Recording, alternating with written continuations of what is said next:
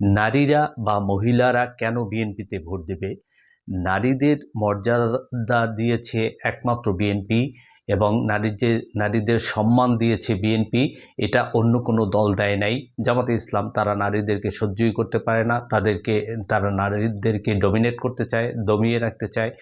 তাই এই নারীদের, স্টুডেন্টদের, ছাত্রীদের অবৈতনিক শিক্ষা ব্যবস্থা এই বিএনপি করেছিল, এই ধানের শীষের সরকারই করেছিল।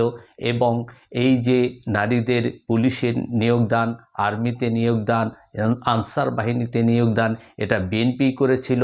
কারণ বিএনপি জানে যে বাংলাদেশের অর্ধেক হচ্ছে নারী, আর সেই নারীদের ঘরের ভিতর আটকিয়ে রেখে কখনো দেশের উন্নতি করা যায় না, তাহলে দেশ এগিয়ে যাবে না।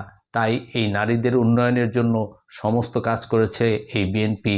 এই মহিলা এবং শিশু মন্ত্রণালয় তৈরি করেছিল বিএনপি, যার কারণে আজকে মহিলারা অনেক স্বাবলম্বী হয়েছে, আজকে মহিলারা অনেক শিক্ষিত হয়েছে, আজকে মহিলারা নিজের পায়ে দাঁড়াতে শিখেছে, আজকে মহিলারা নিজের পায়ে দাঁড়িয়ে ব্যবসা বাণিজ্য করতেছে, চাকরি বাকরি করতেছে। সুতরাং এই মহিলারা বা নারীরা তারা বিএনপিতে ভোট দেবে, ধানের শীষে ভোট দেবে এবং জনাব তারেক রহমানকে ভোট দেবে। কারণ তাদের শহীদ প্রেসিডেন্ট জিয়াউর রহমানের যে অবদান এবং বেগম খালেদা জিয়ার যে অবদান, সেটা নারীরা কোনোদিন ভুলতে পারে না।